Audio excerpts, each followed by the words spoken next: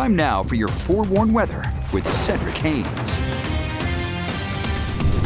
All right, folks, let's get you out the door on this Tuesday morning. We are waking up to some clouds, some light rain across the north and in the mountains, a little light snow across portions of the Wasatch Back. But for the most part, we're starting to see a big drying trend that will build in as we go throughout the rest of today. But give yourself some extra time this morning because, as you can see, looking over 215 here, we do have some wet roadways that are going to be out there. And, you know, all it takes is a little moisture on the roads to create some slick spots. So we want you to take your time if you're going to be out and about. All right, let me show you these temperatures here because along the Wasatch Front where we're seeing some of that moisture, notice temperatures are above freezing. So, yes, we've got some slick conditions because of the wet conditions out there.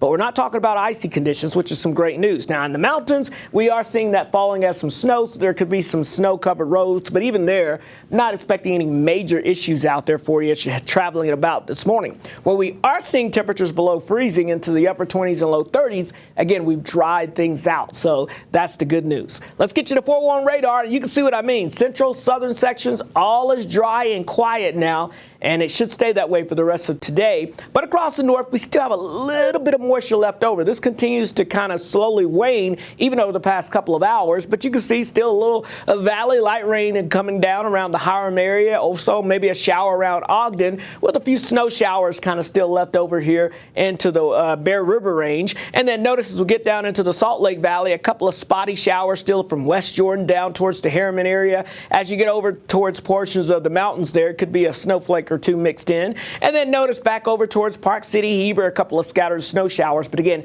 most of that is coming to an end. So this big storm system is now losing its grip on us as it moves to the east where it will be producing severe weather today. For us, we're looking at this high pressure. Notice the ridge that develops. So that means dry and quiet conditions for about 24 hours or so. And then here it comes, our next storm system, which will split, but will also dig down to the south. And it's going to tap into an atmospheric river. And that means a lot of moisture moving by as we get into your Wednesday night, Thursday into Friday before we see high pressure try to build in and dry us back out again as we get towards the beginning of the weekend there. So here's a look at the weather map. Here's that severe weather already ongoing there from Texas into Oklahoma, but that system continues to shift to the east. Now we turn our attentions off to the west. That's where our next weather maker is. And notice, yeah, it's tapping into that atmospheric river. So a lot of moisture going to be moving our way. But again, it happens as we get towards the end of the week. So as we look at today, notice that northwesterly flow will continue to dry us out as we go throughout this afternoon.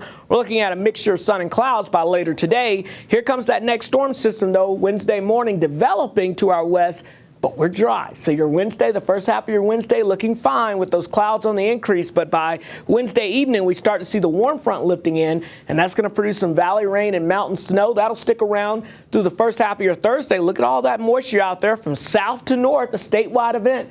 Valley rain, mountain snow, but this system wraps up and it brings in some colder air, lowers those snow levels. So by Thursday evening and the Thursday night, we're looking at that potential of possibly some snow all the way down to the valley floors, and that could lead to some impacts as we get towards your Friday morning commute here. So keep in mind, Friday morning could be a little tricky. Give yourself a little plan ahead now to know that we could be having some snow falling even in the valley floors by your Friday morning. By the weekend, though, we're drying things out again. So look at this. When I say a juicy storm system, we're talking on average a ½ inch to 3/4 of an inch of precipitation.